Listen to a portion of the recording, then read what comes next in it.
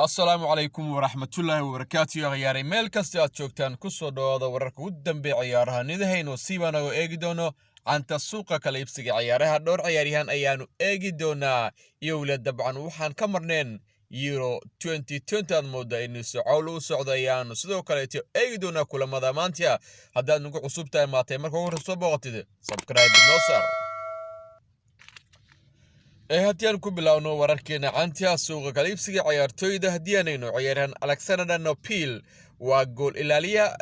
kooxda kubadda cagta Bayern Munich ka labaad ayaad moodaa iminka waxaa doonayso ama laga yaabaa inuu ku biro naadiga AS Monaco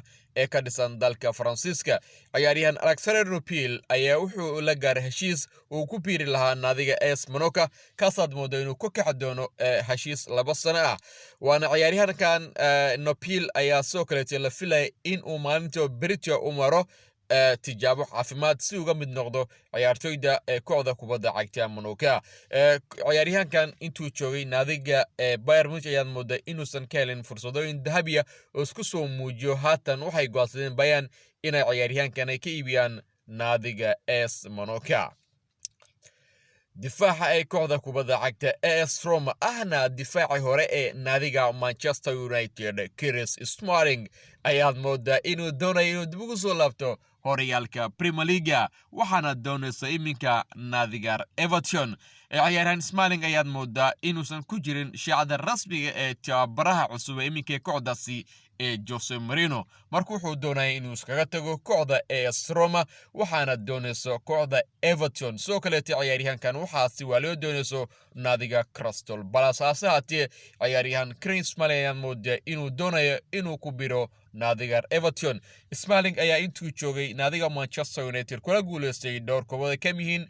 horyaalka dalkaas English Premier League FA Cup-ka Carling Cup-ka iyo waliba Champions League waana ciyaaryahan difaaca runtii oo muhiim ah waana ciyaaryahan qabiira waxa uu naadiga Everton ayaa moodaa inay iminka u baahan tahay adeega ciyaaryahan Chris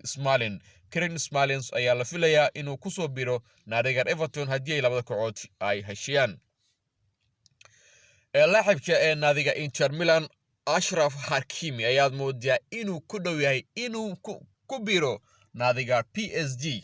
waana ciyaaryahan si ama ciyaaro naadiga Borussia Dortmund waxaana hore u doonayso si waliya naadiga Chelsea aad moodaa in qarashaadka ay doonayso Inter ay awoodi waayeen naadiga Chelsea iminka PSG ayaa moodaa inay ciyaaryahankan la wareegaan waxaan laga yaabaa maalmaha soo socda inuu u maro tijaabo caafimaad ugu noqdo ciyaartooyda naadiga PSG ciyaaryahan Ashraf Hakimi aad moodaa inuu aad u soo noqday kulamada Bundesliga naadiga Borussia Dortmund laacibka kooxda Borussia Dortmund Jadon Sancho aad moodaa isagana inuu ku dhow yahay inuu ku biro naadiga Manchester United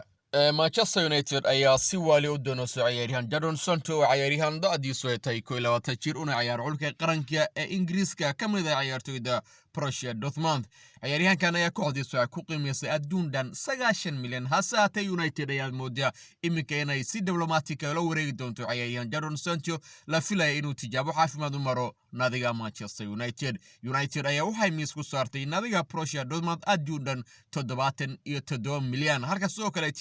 qarshaadka kale ay gadaal ka dhibi doonaan taas waa in hadduu ciyaaryahanku kula guulaysto kooxda koob muhiim ah dhanka kale ciyaaryahan Renato Sanchez waa ciyaaryahan muhiim oo xulka qaranka Portugiiska iminkana ka ciyaara Euro 2020 kana mid ah ciyaartooydii ku guuleystay Euro 2016